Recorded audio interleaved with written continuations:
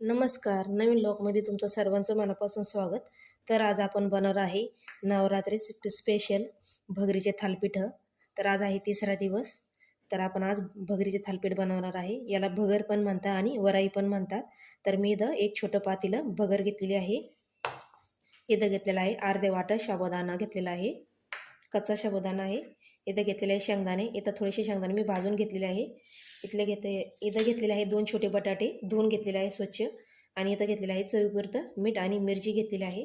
तर पहिले आपल्याला आहे ना भगर आणि साबुदाणा थोडासा गरम करून घ्यायचा आहे गॅसवरती. तर चला आपण याला गरम करून घेऊया पहिले. तर बघा मी कढई ठेवलेली आहे गरम करायला.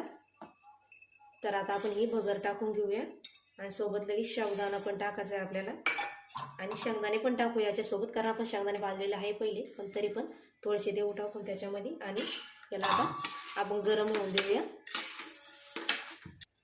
तर बघा हे गरम झालेलं आहे. तर मी गॅस पण बंद करून टाकला आणि आता आपण हे थंड होण्यासाठी एका ताटामध्ये काढून घेऊया.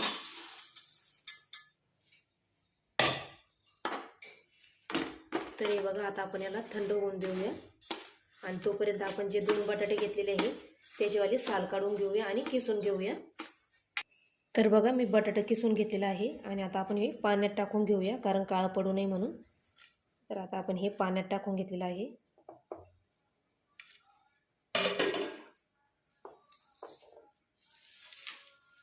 तर हे बघा हे पण थंड झालेलं आहे. तर आता आपण हे मिक्सरला बारीक करून घेऊया. छोट्या भांड्यामध्ये आपल्याला बारीक करून घ्यायचं आहे, कारण छोट्या भांड्यामध्ये लवकर बारीक होतं, त्याच्यामुळे आपल्याला छोट्या भांड्यामध्ये आपण बारीक करून घेऊया मिक्सरला. तर बघा मी बारीक करून घेतलं. तर हे बघा आपल्याला असं बारीक करून घ्यायचं आहे पिठेचंवालं. तर मी आता आहे ना हे सगळं बारीक करून घेते आणि एका याच्यामध्ये काढते, कारण हे छोटं भांडे त्याच्यामुळे एकदम सगळं होत नाही बारीक एका याच्यात. तर आता आपण हे थोडं थोडं करून बारीक करून घेऊया सगळं. तर हे बघा मी सगळं बारीक करून घेतलेलं आहे पीठ. तर आता आपण मोठं भांडं घेऊया आणि त्याच्यामध्ये हे सगळं टाकून घेऊया.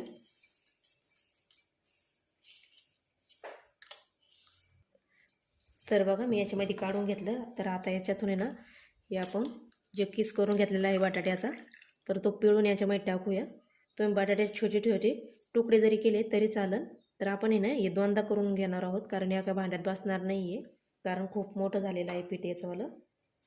आणि ह्या मिरच्या ज्या आपण घेतलेल्या आहे चवीनुसार मीठ आणि मिरच्या, तर हे एकदमच टाकून घेऊया आपण. बाकीचं ते दुसरं नंतर बारीक करून घेऊया.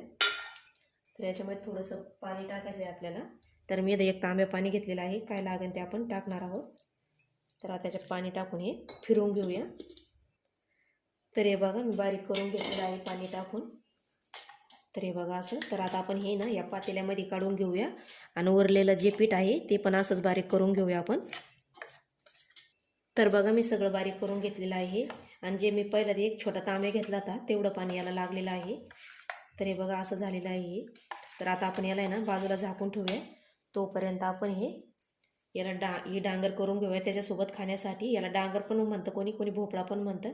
तर आता आपण हे ना कट करून घेऊया आणि हे झाकून ठेवूया तोपर्यंत हे होतं आहे तोपर्यंत. तर हे बघा मी असं कट करून घेत आहे. स्वच्छ धुवून घेतलेलं आहे मी पहिले. तर हे बघा आपल्याला असं कट करायचं आहे. तर आता आपण हे सगळं कट करून घेऊया.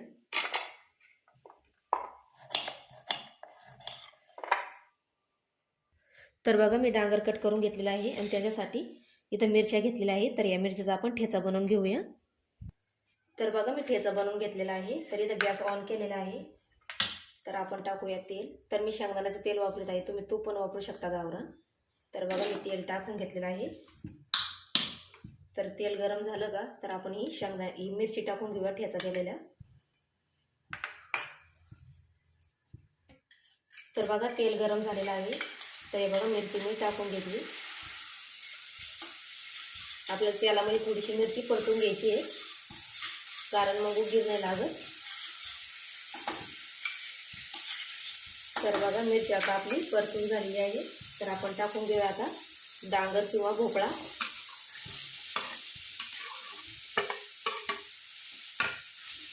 लगेचच याच्यामध्ये आपल्याला चवीपुरतं मीठ टाकून घ्यायचं आहे.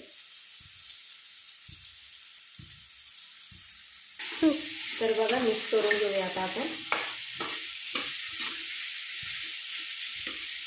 आणि याच्यावरती आता आपण झाकण ठेवून याला 1-2 मिनिटं शिजवून घेऊया. तर बघा मी झाकण ठेवून शिजवून घेतलेलं आहे थोडंसं. तर आता आपण याच्यात आहे ना थोडंसं पाणी टाकूया शिजायला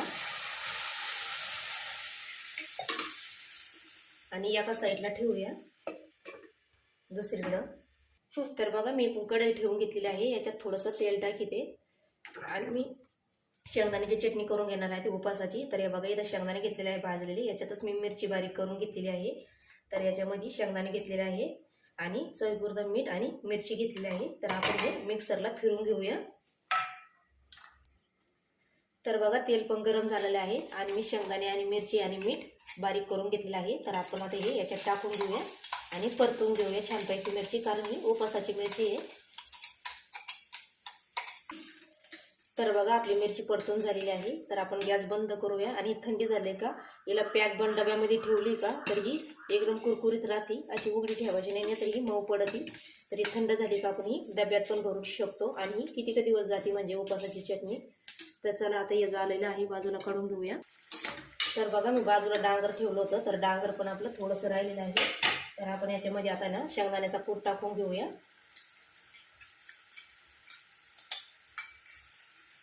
आणि याला अजून 1 मिनिटभर होऊन देऊया. तर बघा आपल्याला भोपळा पण झालेला आहे म्हणजे डांगर. आणि तुम्ही याच्यामध्ये कोथिंबीर किंवा जिरे खात असाल तर तुम्ही ते पण टाकू शकता. तर आता हे झालेलं आहे. तर आपण गॅस बंद करूया आणि काढून घेऊया. तर बघा आता आपण डोसे बनवायला सुरुवात करूया बगरीचे. तर हे बघा मी थोडंसं 1 चमचाभर एवढं पाणी टाकून अजून मिक्स करून घेतलेलं आहे. तर चला आता आपण याचे डोसे बनवायला सुरुवात करूया. तर बघा मी तवा गरम करायला ठेवलेला होता पहिला. तर याच्यामध्ये आपण थोडंसं तेल टाकूया आणि तवा गरम पण झालेला आहे आणि थोडंसं गार पाणी टाकायचं आहे आणि याला पुसून घ्यायचं आहे आपल्याला.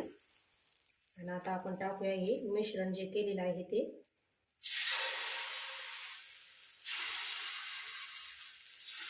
तर लहान मोठी साईज आहे तुम्ही तुमच्या आवडीप्रमाणे करू शकता. तर आता आपल्याला हे मी असं गोल करून घ्यायचं आहे. तर बघा झालेलं आहे. तर याच्यावरती आपण झाकण ठेवूया. तर बघा आता आपण हे झाकण काढूया. याच्यावरती तेल सोडून घेऊया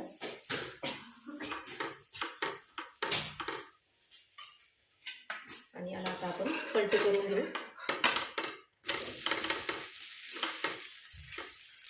तर हे बघा एक बाजूकडून इकडून पण भाजून झालेलं आहे. हे बघा एकदम छान मस्त. तर आता आपण हे काढून घेऊया आणि दुसरं पण बनवून घेऊया. तर हे बघा असं आपल्याला टाकून घ्यायचं आहे. मोठा पण चमचा घेऊ शकता तुम्ही. तर आपण आता याला गोल फिरवून घेऊया. तर अशाच प्रकारे आपल्याला आता हे सगळे थालीपीठ बनवून घ्यायचे आहे.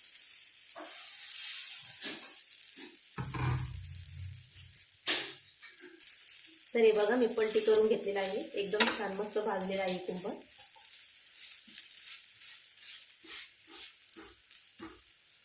तर हे बघा हे पण झालेलं आहे. तर हे पण आता आपण काढून घेऊया आणि आता सगळेच असे बनवून घेऊया. तर हे बघा किती सुंदर मस्त असा कलर आलेला आहे. तर आता आपण बनवून घेऊया बाकीचे सगळे. तर हे बघा मी सगळे थालीपीठ बनवून घेतलेले आहे. तर बघा किती मस्त जाळीदार आपल्यावाले थालीपीठ तयार झालेले आहे आणि एकदम मऊ पण लुसलुशीत झालेले आहे. आणि आपलं डांगर आणि शेंगदाण्याची चटणी आणि याच्यासोबत तुम्ही दही किंवा भेंडी पण खाऊ शकता किंवा शेपूची भाजी. तर बघा एकदम छान मस्त झालेली आहे आपली रेसिपी. तुम्ही नवरात्राला नक्की बनवून बघा. तर तुम्हाला ही रेसिपी कशी वाटली सांगा आणि लाईक शेअर सबस्क्राईब करा. धन्यवाद.